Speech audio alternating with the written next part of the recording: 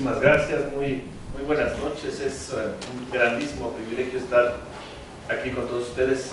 Siempre da gusto ver un auditorio así de nutrido y con tanta gente interesada en estos temas, ¿no? que compartimos todos esta pasión por los documentos, ¿no? Antes que nada quería agradecer a nombre del doctor Javier Nogués y mío la invitación que nos hiciera el doctor César Moeno y el doctor Baltasar Brito. Estamos muy agradecidos con ellos dos y con todo el equipo de la Biblioteca Nacional de Antropología e Historia por permitirnos estar aquí en Tierra Santa, ¿no? Muchísimas gracias y vamos a comenzar ahora sobre un tema que ustedes se preguntarán sobre mi presencia aquí, porque yo soy de Tepalcates, ¿no? Yo soy de Piedras y dirán, bueno, ¿qué hace este Villamelón, ¿no? En el programa elaborado por Baltasar, en el cual han venido a presentarse muchísimos especialistas en documentos. Yo vine porque soy valiente, ¿no? El desconocimiento es el padre de la valentía, y entonces soy valiente y me siento muy arropado por la presencia de mi maestro Javier Nogués, quien en el año de 84, no sé si se recuerde de ello, él me dio clases en la Escuela de Antropología precisamente de códices, ¿no? No sé si aprendí mucho, de Tepalcates sí aprendí, pero lo que es cierto es que cuando elaboramos esta investigación sobre un códice que en realidad no es un códice, que es el de Teotenanzi, ¿no? Cuando elaboramos esto yo aprendí mucho con él, discutimos muchas horas, incluso con Laura Conter, que andan por ahí, hicimos varios recorridos que fueron muy agradables y que dieron como resultado el trabajo que hoy les vamos a presentar. Es la primera vez que lo vamos a presentar ante el público, ¿no? Esta investigación, ¿no? Elaboramos este PowerPoint, ¿no? Espero que me puedan seguir, ¿no? Como no soy un buen historiador, me voy a permitir entonces leer estas notas en vez de improvisar, que es lo que suelo hacer, pero me siento más seguro en este tema, ¿no? Entonces vamos a comenzar con la lectura. El llamado Códice de Teotenanzi es uno de los testimonios más intrigantes de los relieves esculpidos en las peñas de la Cuenca de México durante el posclásico tardío. Muchas son las incógnitas y las controversias que giran en torno a su nombre, a su confección y a su contenido. Aún así, los estudiosos de la religión mesoamericana y de las transformaciones que ésta experimentó tras la conquista española coinciden en acordarle un grandísimo valor, pues lo consideran la única evidencia gráfica del culto a deidades femeninas en la zona del Tepeyac con anterioridad al fenómeno guadalupano, ¿no? Y a lo largo del recorrido que haremos y que les proponemos Javier y yo, se darán cuenta de que no es la única evidencia histórica de este tipo. El Códice de Teotenanzi es un documento en forma de tira que fue elaborado en la primera mitad del siglo XVIII. Formó parte del célebre Museo Histórico Indiano del caballero milanés Lorenzo Boturini Vergaducci, tal y como se atestigua en los inventarios de 1743-44 y 1745-46, en el inventario de 1823 y en el catálogo del arqueólogo mexicano Ramón Mena. Al igual que los demás tesoros de dicho museo, el Códice de Teotenanzi tuvo un devenir azaroso, pasando por diversas manos y repositorios. Lo importante es que logró sobrevivir hasta nuestros días y que actualmente se encuentra bien resguardado aquí en la Biblioteca Nacional de Antropología e Historia. No sé, ¿tú lo tienes en tu oficina o dónde está el códice? No, está muy bien protegido, ¿no? No, una mala broma. Físicamente, ¿no? El soporte del documento fue elaborado pegando de izquierda a derecha un cuarto de pliego, un pliego completo y un medio pliego de papel de 44 centímetros de alto, ¿no? Para que se den una idea de las dimensiones, lo que da un ancho total de, ven ahí, 117 centímetros. El papel es europeo, de marquilla, es decir, de tina, grueso, lustroso y blanco, y deja ver en un par de ocasiones la filigrana RR del productor. En el anverso, como se ve en la pantalla, exactamente en el ángulo inferior derecho, hay una glosa alusiva a la escena ahí representada. Ahí se lee lo siguiente, creo que no se lee muy bien ahí. Estas dos pinturas, les leo, son unos diseños de la diosa que los indios nombraban Teotenantzin, que quiere decir madre de los dioses, a quien en la gentilidad daban cultos en el cerro del Tepeyaca, donde hoy lo tiene la Virgen de Guadalupe, y hasta aquí la cita. En opinión de Mena, se trataría de una anotación del propio Boturini, pero es notorio que esta no corresponde a la inconfundible escritura del desafortunado caballero milanés. No es su letra. Valiéndose de la técnica de tinta y aguada, el artista, que es anónimo del Códice de Teotenantzin, representó una serranía de silueta ondulante. Se situó frente a ella para plasmar una dilatada vista desde el nivel de la llanura. En un primer plano y como foco de su composición, trazó dos tallas en bajorrelieve que figuran a divinidades prehispánicas femeninas, las cuales aparentan haber estado al pie de uno de los cerros de la formación montañosa. La diosa de la derecha se distingue por una macaria, el conocido tocado de papel, cuerdas y varas, que reproduce la fisonomía de un templo. Arriba y al centro se percibe un tonamello o trapecio rayo que simboliza el año. Sí, no sé si me vayan siguiendo aquí, ¿no? Flanqueado por 4 rosetas de papel plisado, 2 de las cuales están adicionadas de borlas. Más abajo hay 2 pares de cuerdas horizontales y paralelas que enmarcan un elemento val también de cuerda y 2 quincunces de chalchihuites. El rostro de esta diosa está señalado con trazos sumarios y redondeados. A sus costados luce 2 orejeras circulares y abajo un collar de 2 hilos con 18 pendientes similares a plumas. Finalmente, en la porción que correspondería a su keshkemit y su falda, se observan diversos motivos geométricos irreconocibles. Por su parte, la diosa de la izquierda porta un extraño tocado enmarcado por una banda curva que se interrumpe al centro y que está dividida en secciones rectangulares. En medio se observa una retícula romboidal en la que están inscritos 4 chalchihuites. 2 cuerdas horizontales indican dicha retícula. Esta diosa también tiene un rostro redondo y confinado por 2 hileras de flecos de papel, un par de orejeras circulares y un collar de un hilo. Por último, sobre su keshkemit y su falda, se aprecia lo que pudiera ser una rodela o un escudo con rapaceros. El artista detalló ya en un segundo plano el flanco de la serranía, particularizándolo con lo que parecen ser veredas, flujos de agua y escarpes, además de una rara vegetación y un par de edificios coloniales. Estos últimos, vale la pena decirlos, fueron delineadas en una inusual perspectiva invertida, es decir, el artista tomó como base un único punto de fuga, ¿no?, lo cual es atípico, situado adelante y no en el fondo de la composición, en este caso debajo de la divinidad de la derecha. Como hemos comentado, existen notables discrepancias en cuanto a la denominación, la factura y la temática del Códice de Teotenantzin. En primer término, debemos advertir que no estamos ante un códice de factura indígena, ni tampoco ante la copia tardía de uno de ellos, tal y como alguna vez lo hizo ver correctamente el doctor Alfonso Caso. El Teotenantzin es, por el contrario, la obra de un artista entrenado en los estilos europeos que habría sido comisionado por el propio Boturini, según la opinión de don Antonio Pompa y Pompa, antecesor en el cargo de mi amigo Baltasar Brito. Si lo anterior es correcto, resulta plausible que el propósito del milanés hubiera sido obtener una imagen de los relieves prehispánicos para incluirla como respaldo visual del ensayo que el Boturini proyectaba publicar y nunca lo logró sobre la Virgen de Guadalupe. No sé si por ahí hay indicios de dónde quedó ese manuscrito. No hay pistas, ¿verdad? Señalemos en segundo término que la palabra Teotenantzin es problemática en su etimología y en su construcción lingüística. Hasta donde tenemos noticias, no existe ningún registro referente a la antigua religión mexica que la consigne. Presuntamente fue empleada a partir del año de 1648, ¿no?, la primera vez, cuando el bachiller Miguel Chánchez le incluyó en su imagen de la Virgen María, Madre de Dios de Guadalupe.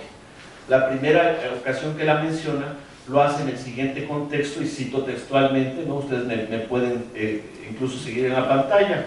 En las historias que tratan de la gentilidad, dice, de los indios, en esta tierra, se halla que en aqueste monte adoraban un ídolo a quien llamaban la madre de los dioses, y en su lengua Teotenanzi, ídolo en su ignorancia de toda estimación.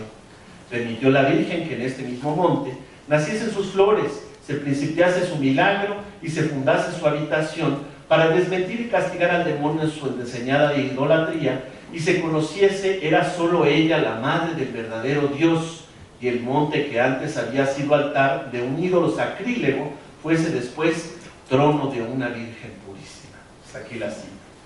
En este texto, ¿no? Este texto habla obviamente de Teotenanzi, nos refiere a un cerro donde adoraban un ídolo, y de sus flores, refiriéndose obviamente a las del árbol del cazaguate, que de manera sugerente, ¿no?, florecía en el mes de diciembre. Ya en tiempos modernos, varios investigadores se han dado a la tarea de desentrañar el significado del vocablo Teotenanzi.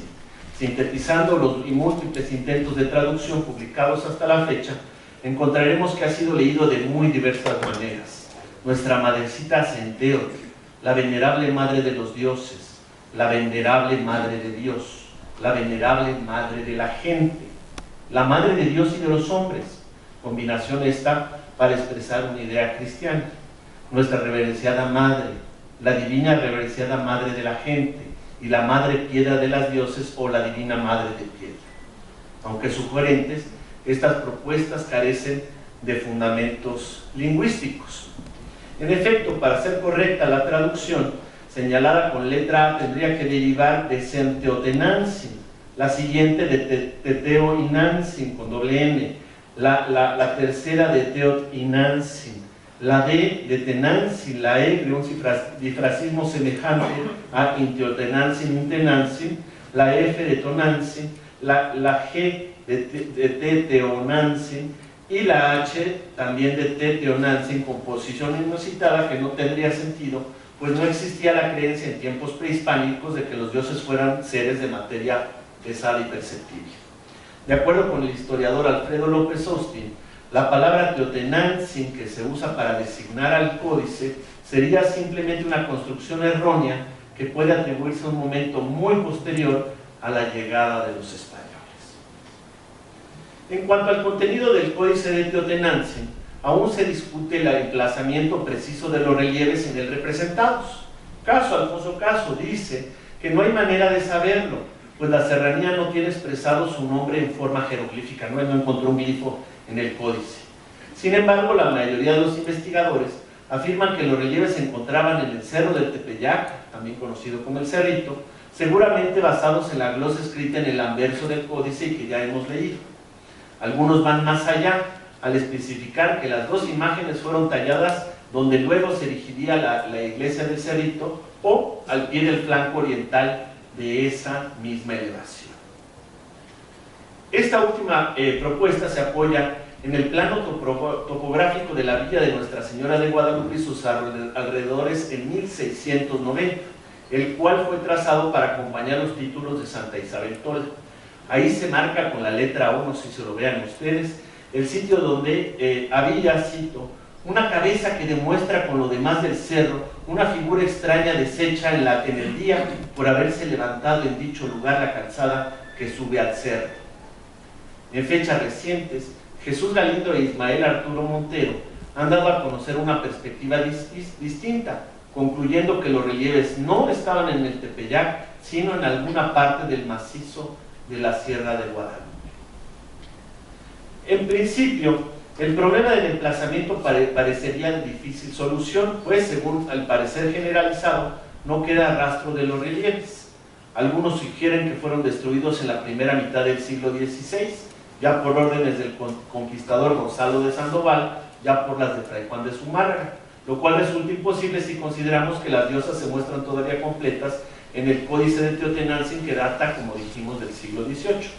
En contraste, quienes proponen que estaban en el flanco oriental de Tepeyac opinan que fueron destruidos entre 1799 y 1785, cuando el arquitecto Francisco Guerrero y Torres construyó esa escalinata que comunicaba la capilla del Pocito con la iglesia del Cerrito. El arqueólogo Francisco Rivas Castro es el único que asevera haberlos visto. sosteniendo que sus vestigios son aún perceptibles en la base del cerro, justo atrás del exconvento de las Capuchinas. Otro desacuerdo digno de mención se relaciona con la fidelidad de la representación de los relieves en el códice. Según Pompa y Pompa, por ejemplo, Lorenzo Boturini los mandó pintar guiándose por las descripciones que de dicha diosa hacían los cronistas, o sea, a partir de una simple descripción. En contrapartida, Mena piensa que tanto la serranía como los relieves han de haber sido tomados del natural, y caso lo secunda al afirmar que son copias de esculturas que realmente existieron. Sea como fuere, existe un acuerdo en que la iconografía de las deidades esculpidas fue mal comprendida y erróneamente reproducida por el artista de Teotenancingo, aunque Carmen Aguilera argumenta que este inventó conscientemente los atavíos faltantes en el relieve con la única finalidad de complacer a Boturini. Concluyamos este apartado diciendo que son igualmente disímbolas las propuestas de identificación de las diosas representadas en el códice.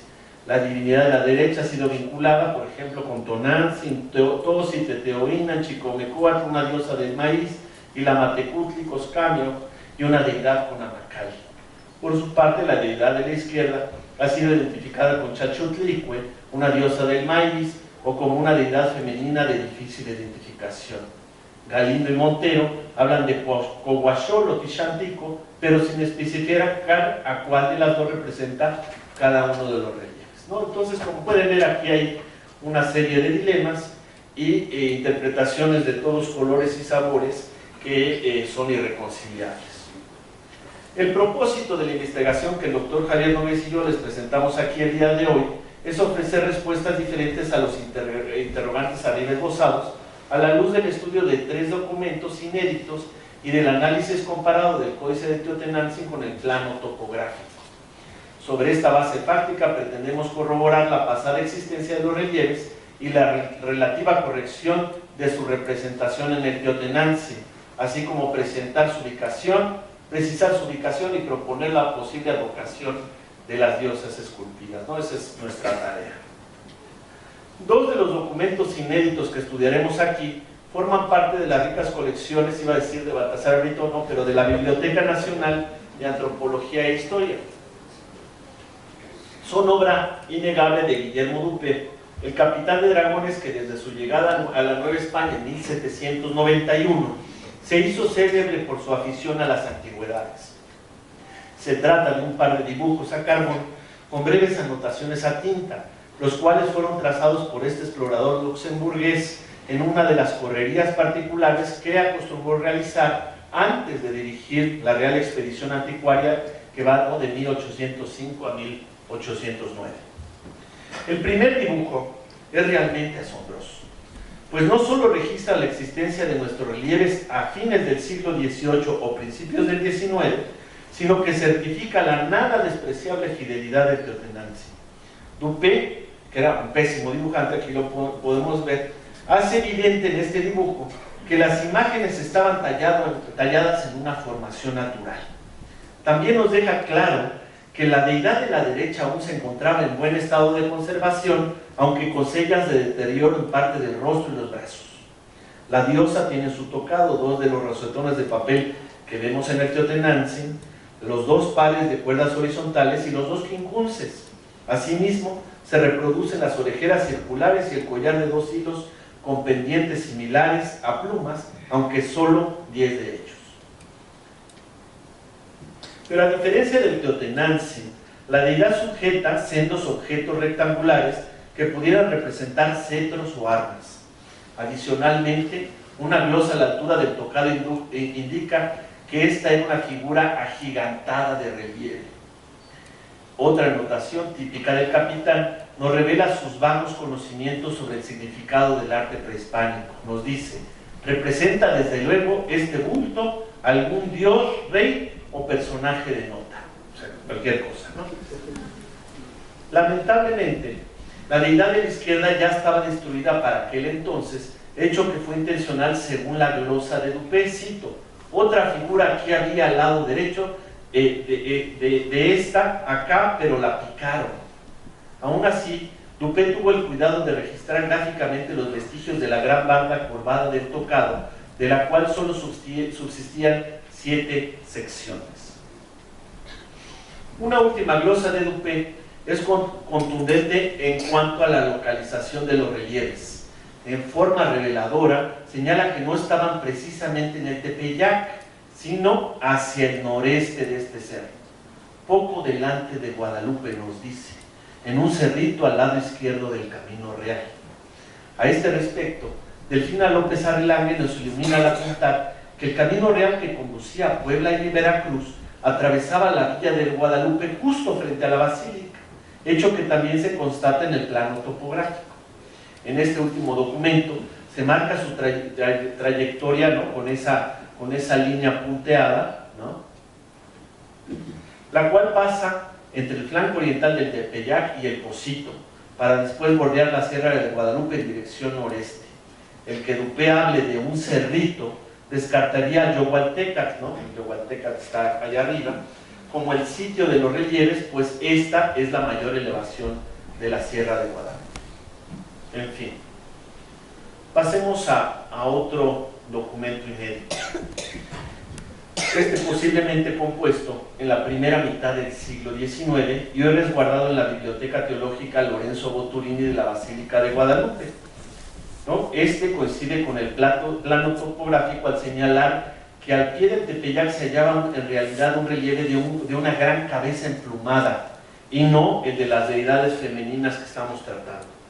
Intitulado Inventario razonado de los documentos interesantes a la historia de la aparición, pinturas y papeles, este manuscrito anónimo dice literalmente: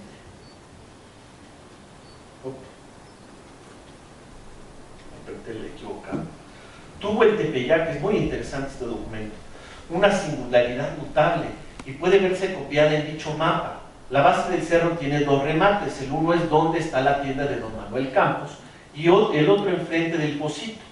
En este hubo una cabeza gigantesca de medio perfil en cuya frente se veía un penacho. Imagínense ustedes al pie del Tepeyac, ¿no?, esa cabeza con penacho.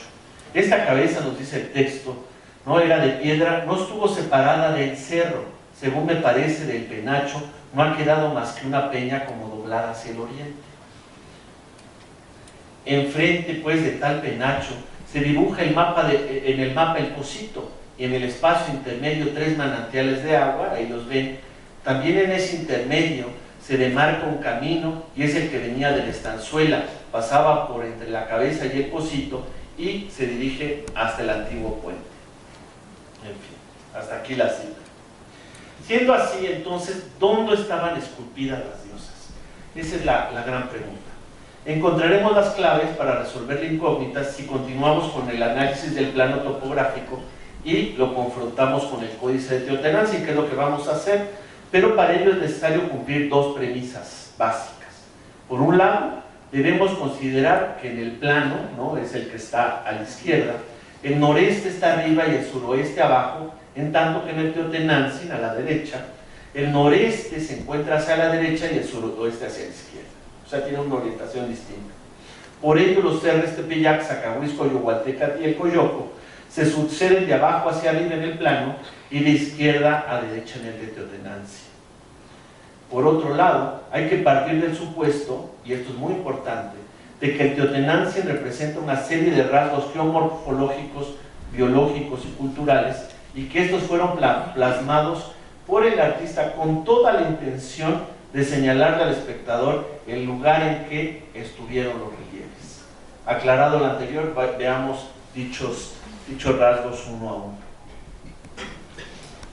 Empecemos obviamente con el cerro del Tepeyac, ¿no?, que mide 40 metros de alto. En la cima de esta pequeña elevación hay una ermita de una nave, dotado de un accesorio en su muro lateral este. Arriba, en el plano, observamos de frente las 2 torres de la fachada orientada hacia el suroeste, mientras que la presencia de una sola torre en el Teotenancingo, abajo, significa que estamos viendo el flanco derecho de la misma edificación. De ese lugar desciende, en este último documento, un trazo ondulante que pudiera aludir a un sendero o una corriente de agua. Conviene mencionar que la ermita en cuestión fue construida en 1660 por el panadero Cristóbal de Aguirre. En el lado oriente estuvo el aposento de doña Francisca Medina, que fue ocupado posteriormente por Boturini. Esta ermita se dio su lugar a una iglesia con plata de cruz latina, ¿no?, la que ustedes conocen, la cual fue erigida entre 1746 y el 50. El Pocito.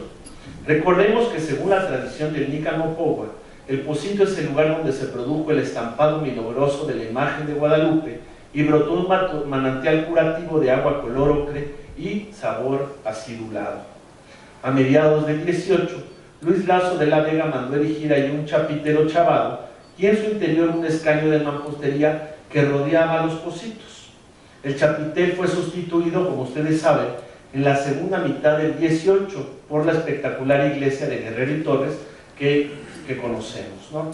En lo que respecta al plano, arriba, el chapitel está marcado con la letra de E y dice: primera ermita del Pocito que de su peculio hizo el licenciado don Luis Lasso, año de 1648-49, al presente, una hermosa y vistosa capilla, como lo demuestra su primorosa disposición, curiosidad y simetría.